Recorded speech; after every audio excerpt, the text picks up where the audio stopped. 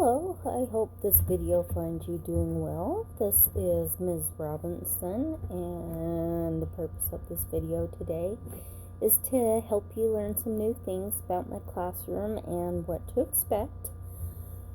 So really, some of this information can be available to you through several hard copy handouts, which I can provide to you, and also give you several websites, but here's this information by video as well, just in case you have these questions and this method happens to work for you. You want to keep it, go back over it, or just reference it in the future. So the first thing that I want to cover is parent or guardian and student involvement.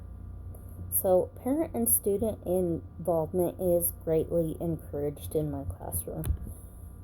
It's really important that you are a part of everything that's going on, as much as you can be. So parent and student involvement is greatly encouraged. The more you're a part of your child's education and work with us as a part of your child's team, the more we can do for them.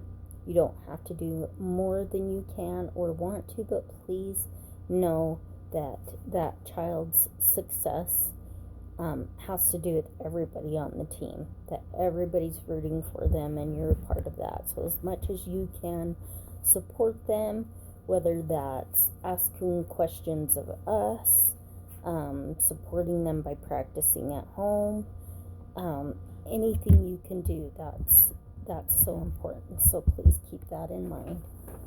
And if you have any questions, of course, let us know. If we can help, let us know.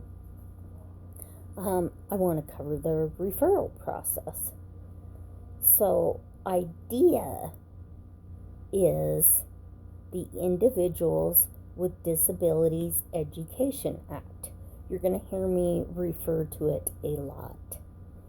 This is the entitlement of each eligible child with a disability to a free, appropriate public education that emphasizes special education and related services designed to meet the child's unique needs, and that prepare your child for future education, employment, and that independent living that they're going to need.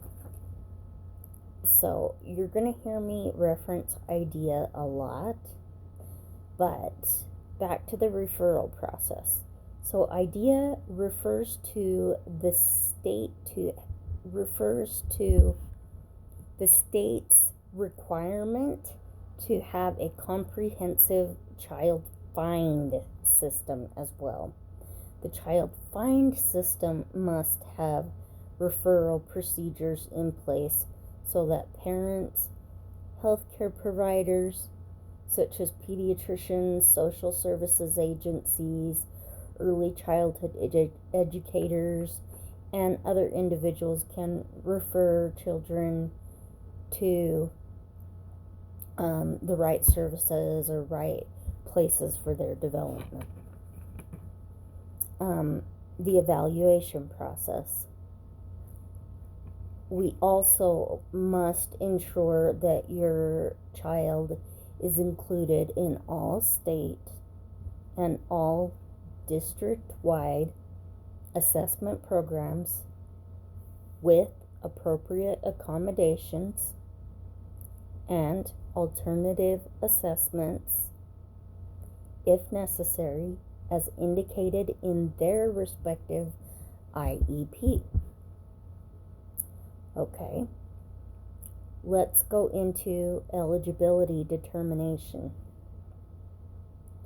A group of qualified professionals and the parent, meaning you, the child's parent, determines whether this child has a disability. In accordance with IDEA, that was that Individuals with Disability Education Act,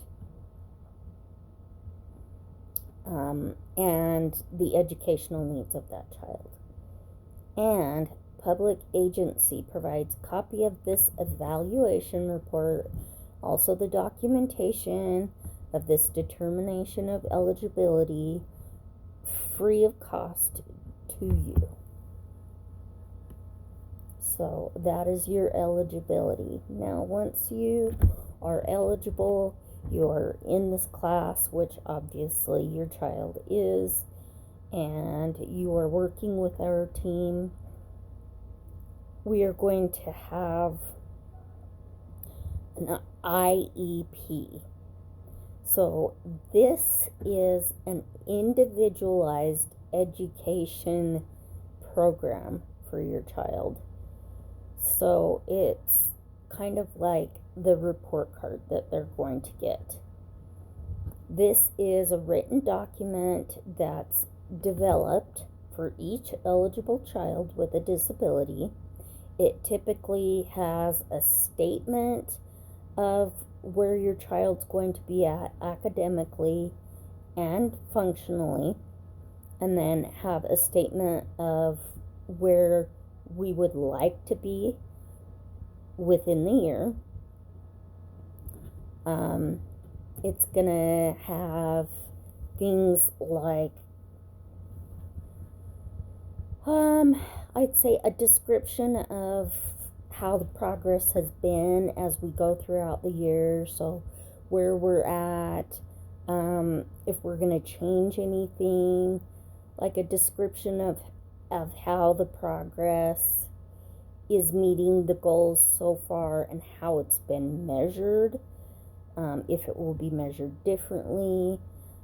And that description will use quarterly or an annual report. So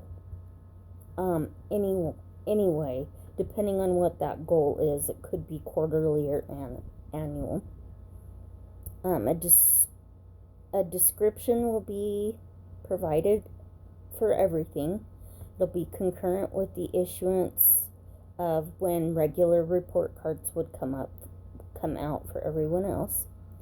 And a statement of the special education and related services and supplementary aids and services would be provided to you, as far as what we have provided on behalf of the child, as well as a statement of any program modifications or supports that were going to be provided,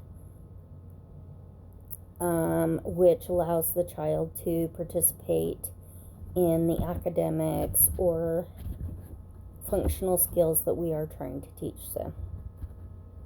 So we can work on just about any accommodations that we would need to achieve those goals. The IEP team determines that the child must take an alternative assessment. If they do, then this would be something that you would get a prior written notice on. If you have any questions on these things, of course, let me know as well. So that's your IEP. You can expect to be seeing those, and I will schedule those appointments with you, giving you plenty of time to set that. Let's see, number 6, we want to go over quarterly progress monitoring. So quarterly progress monitoring assessments, academic standing of your child will be, again, concurrent with the issuance of regular report cards for the rest of the school, will be provided to you at that time as well. The annual review process.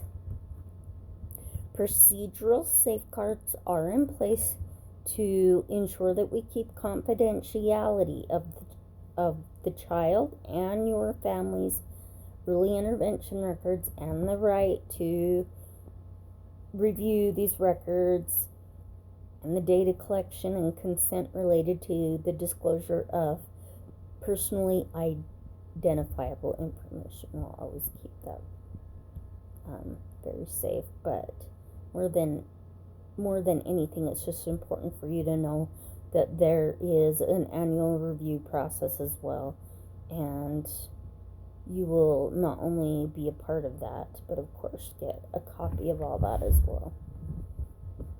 um, more about procedural safeguards, which I feel like kind of got put in that other place. I'll have to look at that. I apologize. Anyway, procedural safeguards are in place to ensure the confidentiality of your child and your family's early intervention records and your right to review those records and data collection and consent related to the disclosure of any personal information. They also ensure that your child's rights are protected under any situation, whether there was a surrogate, a temporary guardianship, no matter what the situation was. I'm not saying that there is, but just no matter what the situation was, we have to keep that information completely protected. And so that's one of our number one things that we would look out for.